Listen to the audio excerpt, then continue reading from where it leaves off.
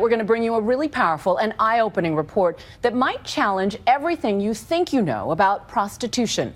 It's the latest in our series, Hidden America, and I'm here with our colleague, Diane Sawyer. Welcome back, Diane. So great to see you, Juju. It's always great to have you on Nightline, but I know this is also a story that we both care very deeply about. I've covered it over the years, and we've talked about it all around the world, but tonight, sex trafficking, something happening right here at home. Our colleague Nick Kristof of the New York Times and his wife Cheryl Wudun have made a remarkable documentary called A Path Appears, and they have been following women, often very young girls, locked into a life of prostitution by highly skilled profiteers, pimps.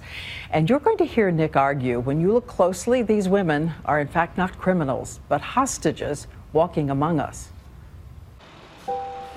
By night and by day across the country, young American girls controlled by pimps are sent out to have sex for money, sometimes 20 men a night. We had to make at least $1,000 a day. There was no days off. You have to sleep with 10 to 20 strangers per night. I would probably have up to like 20. I was so exhausted. I didn't want to do it anymore. He hit me a few times, and then he had a gun and he pointed it at me and he was like, "You need to do what I say." He was like, "I will kill you." Savannah was looking at websites when she was lured away. A study says the average age a girl enters prostitution is 12 to 14 years old. So one day, I think I was 13. I didn't really know a lot about anything. So I went online and I don't know how I came across like this website for like sugar daddies, guys would pay for your stuff. I didn't know that I would have to have sex with them. I just thought they were gonna, I don't know what I was thinking, but I just thought that, they would buy me stuff, and just because I was pretty. I don't know. I still did not understand what was happening, like, completely, even when we went to the hotel room until it happened. And that is just one way pimps lay the trap. A lot of times we'll walk in, and again, it's not that bad. At New York's Port Authority, two plainclothes officers, Sergeant Hector Martinez and Officer Jack Collins, tell me we are surrounded by pimps just out of sight who come here to stalk runaways. The pimps can spot them immediately. But you're in a kind of race against the pimps. Absolutely. They see, especially left-hand side, as soon as they walk into Greyhound, right. They want to be pimps, recruiters. Now they this sit is there, they watch. The officers try to intervene. A lot of the kids are from foster care. A lot have been sexually abused. And the predators know exactly what they hope to hear. They sell them on the idea of a warm place to stay for a night, the possibility, potential for romance, maybe earning some money. So these officers may be the last chance before a girl disappears into the shadows. Maria has been looking for her daughter, who ran away when she was 15. I haven't heard from her. In his documentary, A Path Appears, Nick Kristof continues his lifetime mission, going in search of missing girls. With an anxious mother looking on, he searches some of the websites where the girls are most often advertised. He spots a picture and the offer, Mixed Latina Catering to Your Needs. There's a Mixed Latina Catering to Your Needs. Emily? Can you click on it? Yeah, would you recognize? Yeah. Well, let me see, and then I'll...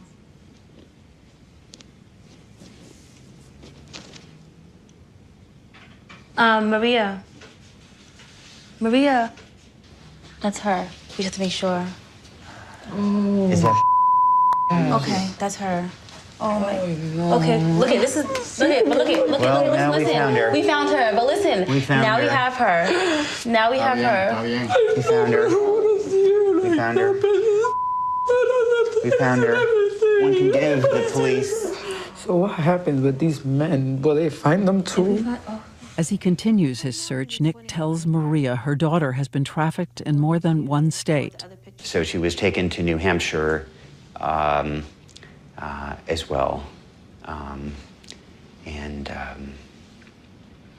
there's another girl with the same phone number, and at least one of them, maybe a couple. So it's evidently somebody who's running a couple of girls, and It's big business. A pimp can pull into a truck stop with an RV full of 7 girls and make $1,400 an hour. This fundamental misperception that somehow a pimp and this girl are dividing up money or something. Every penny she earns goes to the pimp, every penny. And if she holds some back or she doesn't meet her quota that she is given, of whatever, $700, $800 that day, then she is going to be beaten up.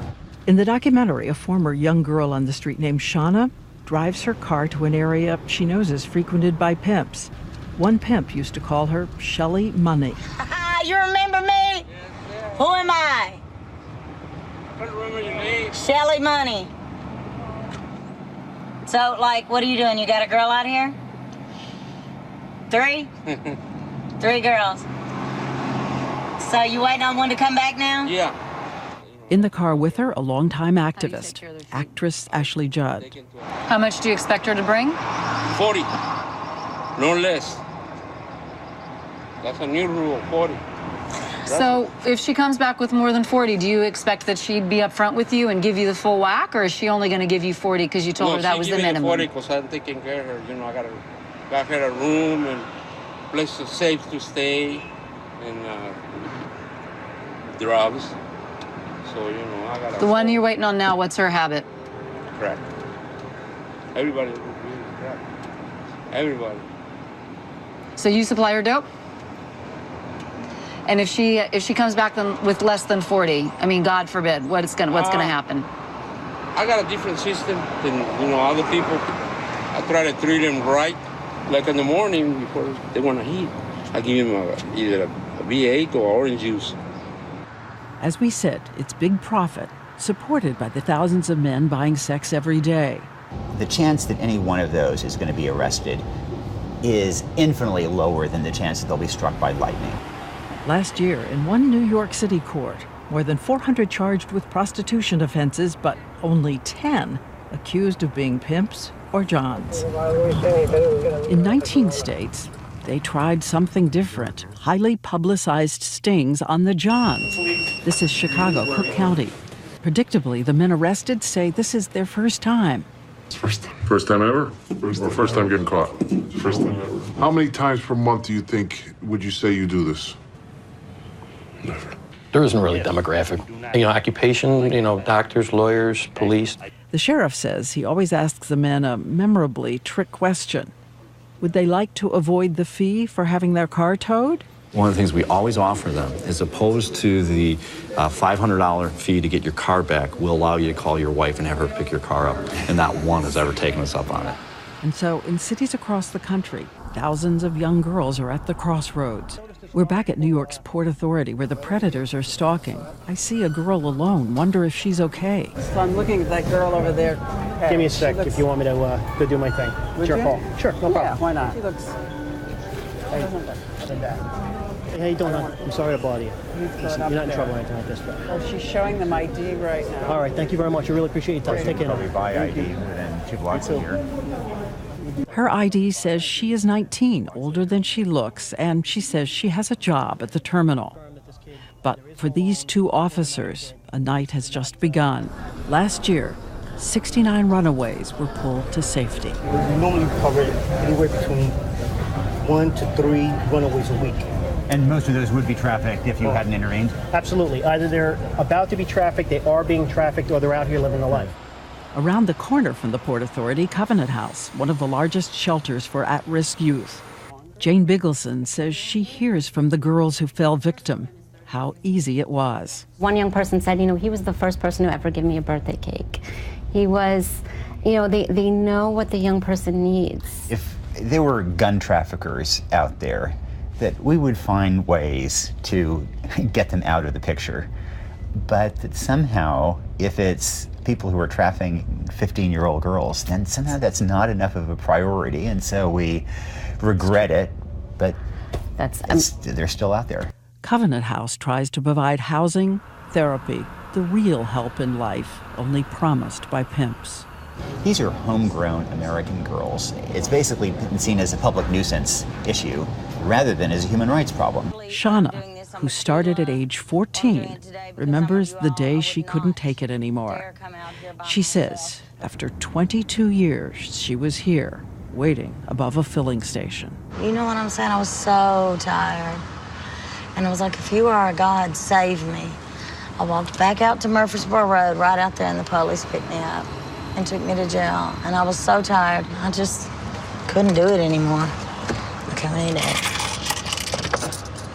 As she's driving, she sees a woman she recognizes on the street, someone who was also once young and had a different life ahead of her. What have you been doing? You're clean. I'm clean for 3 years now. Well, I'm not, bitch. Get away from me. Get away from me, hoe. When you get tired, I'm not a hoe no more. When you get tired, let me know. Where you at? Give me your number. I got a number. I got a number. What's your number? 320. I am tired. You hear me? Are you tired? Yeah. Are you ready to go today? No. No? Well? But I'm tired. I just want to get well one more time. Bitch, go on. I love you. I've been there. I know. God, she used to be so beautiful. She's messed up. I don't know an easy way to walk away. As beautiful as the young girls back at home tonight. The mother whose daughter was seen on that website. Maybe time will heal. And that young girl who didn't know it would be about sex. Who found her way home to her mother. And as beautiful as the young girls, still lost in the shadows.